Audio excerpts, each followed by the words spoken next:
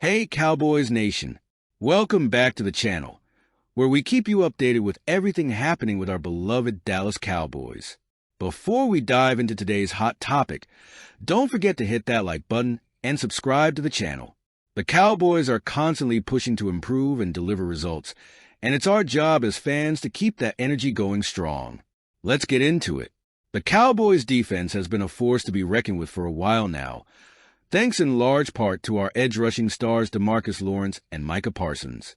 But with recent injuries on the defensive edge, the team is facing a tough challenge. We need players to step up in their absence. And today, we're talking about 5 key defensive players who will need to rise to the occasion. 1. Marshawn Kneeland D. Let's kick things off with Marshawn Kneeland, our rookie edge rusher. Kneeland came in as a strong run stopper, but now, with Lawrence and Parsons sidelined, he needs to prove he can handle pass rushing too. The Cowboys' defense has struggled in recent weeks to put pressure on opposing quarterbacks. Look at these numbers. Derek Carr completed nearly 69% of his passes. Lamar Jackson had a completion rate of 80%. And even Daniel Jones hit 72.5% against us. We don't just need pressure on the QB. We need consistency on defense. That's where Kneeland comes in. This is his shot to prove he can be the next big playmaker for this team. He has the skill set. Now, it's all about stepping up when it counts. 2. Carlos Watkins D. Next up is Carlos Watkins. He's back with the Cowboys after being released in the offseason, but now he's got a new opportunity with Mike Zimmer as defensive coordinator. Watkins didn't get any snaps against the Giants, but with injuries piling up, he's going to see playing time sooner than later. Here's the deal. Watkins has a lot to prove. He's been inconsistent in the past, but this time around, he's got a second chance. If Watkins can come in and help plug the holes on his defense, it could be a game changer. He's got to take this opportunity and make the most of it. 3. Chauncey Golston D. Let's talk about Chauncey Golston. Drafted in the 3rd round of 2021, Golston hasn't really stood out yet. He's been a quiet presence on the field, and with limited playing time, he hasn't had the chance to show us what he's truly capable of. But this is his moment. With Lawrence and Parsons out, Golston needs to bring that raw energy and aggression to the field. No more 1 or 2 tackles per game. This is a time to make big plays, force turnovers, and leave a mark on the field. 4. Mazi Smith DT. Moving to the interior of the defense, we have Mazi Smith. Smith had an incredible game against the Giants. He was able to shed blocks and make plays in the backfield, something we hadn't seen enough of from him before. But here's the thing. Without our top edge rushers, Smith will have to keep that momentum going. He can't afford to get lost in the mix. He has to be a disruptor on the defensive line, pushing through to make plays and help out the linebackers. This could be a breakout moment for Smith if he can keep up his strong performance. 5. Linval Joseph DT. Lastly, we've got Linval Joseph. This veteran was brought in during training camp, and while he's been a solid presence against the run, we need him to do more. Joseph has the size and experience, but now he has to use that to create lanes for our linebackers to get to the quarterback. He may not be the guy making all the sacks, but if Joseph can open up those pathways, our defense will be able to thrive even without our edge stars. This is the perfect time for Joseph to remind everyone why he's a valuable part of this defense. Now, let's look at the schedule. The Cowboys have some tough games ahead, starting with the Steelers on October 6th and the Lions on October 13th. After the bye week, we're going up against the 49ers, a team that has given us trouble in the past. Every one of these defensive players will need to step up in a big way, or we risk falling behind. The NFL waits for no one, and these next few weeks will show us what this Cowboys defense is really made of. Quick side note, did you hear about CeeDee Lamb getting fined? The NFL hit him with a $22,511 fine for unnecessary roughness during our Week 3 loss to the Ravens. Now, the crazy thing is, no flag was even thrown during the game. The league reviewed the play later and decided Lamb used the crown of his helmet when making contact with Ravens safety Kyle Hamilton. I don't know about you, but this fine seems questionable at best. Lamb was just trying to make a play, and yet he's getting punished for it. What do you think? Fair call by the NFL, or are they being too harsh? Now, let's get into the latest news.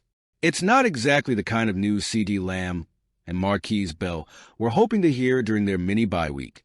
Unfortunately, the NFL dropped some financial penalties on both of them for penalties committed during Week 3's game against the Baltimore Ravens.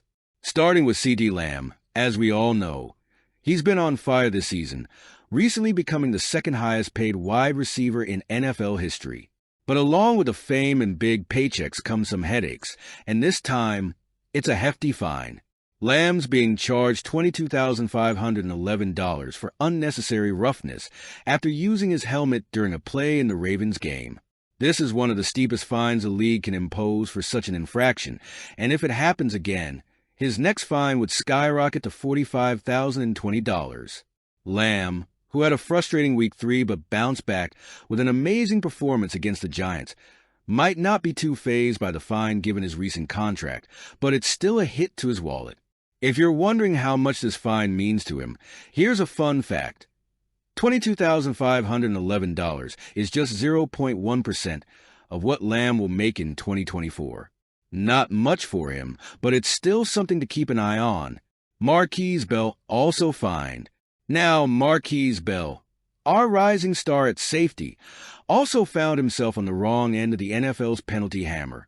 His fine, however, is a bit more manageable, sitting at $5,500. Bell's penalty was also listed under unnecessary roughness, though his hit was nowhere near as expensive as Lamb's. For Bell, the fine amounts to 0.7% of his earnings this year, so it's a bigger dent in his paycheck than Lamb's, but we all know this young safety is making his mark and will shake this off as he continues to grow in his role on defense. Here's how it works. Every Saturday, the NFL announces its fines for the previous week's games. This means players across the league get hit with penalties that could range from unnecessary roughness, taunting, or other infractions. And speaking of fines, there's a good chance CeeDee Lamb could see yet another penalty coming his way after his Thursday night football game against the Giants. He was flagged for taunting after a crucial play, so don't be surprised if we hear more about that next week. Let's hope Lamb can cool it down on the field before the fines start piling up. While we're on the topic of fines, there's some good news for Brandon Cooks, RWR2. During Week 3 against the Ravens, Cooks was flagged for offensive pass interference, OPI, on a crucial play to prevent an interception on 4th and 14. Fortunately for Cooks, the penalty was listed as OPI, not unnecessary roughness, meaning he dodged the league's fine office this time. It's always a relief when a player avoids an extra hit to the wallet. Now, let's pivot to some good news for Cowboys Nation. How about that win over the New York Giants on Thursday Night Football?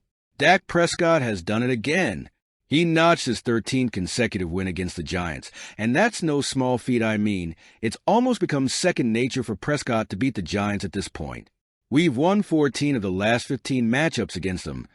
Yes, you heard that right. But that streak isn't just impressive, it's historic. Think about it. Dallas has been absolutely dominating New York for years now, and while we've come to expect it, we shouldn't lose sight of just how remarkable that is. These types of streaks don't happen by accident. Every week, I like to dive into some deeper stats to give you all a clearer picture of where the Cowboys stand. Thanks to our friends at StatHead and Pro Football Reference, we can see just how impressive Thursday's win was in terms of historical context. Dak continues to build his legacy as a quarterback who owns the Giants, and this latest win is just one more notch in his belt. With each victory, he's cementing himself as one of the most successful Cowboys quarterbacks against a division rival. And as we all know, winning divisional games is key to getting where we want to go, the playoffs and beyond. Now, looking ahead, the Cowboys have some tough games coming up, but if the defense keeps showing up and our offense stays sharp, we're in good shape. Let's hope Lamb can avoid more fines, and Bell keeps growing in his role. And as always, we'll be keeping a close eye on Dak Prescott as he continues his stellar play against the NFC East. All right, Cowboys Nation, that's the scoop for today. The NFL hit CD Lamb and Marquise Bell with some fines, but we're not too worried. These guys will bounce back. We've got the talent and the momentum to keep this season rolling. Now, I want to hear from you. Do you think these fines were fair? And how do you feel about the Cowboys' dominance over the Giants? Drop your thoughts in the comments and let's get the conversation going. Before you go, don't forget to hit that like button, smash the subscribe button if you haven't already, and stay tuned for more exclusive Cowboys content. We've got a big season ahead, and I'm excited to be on this journey with all of you. Thanks for watching, and as always, go Cowboys.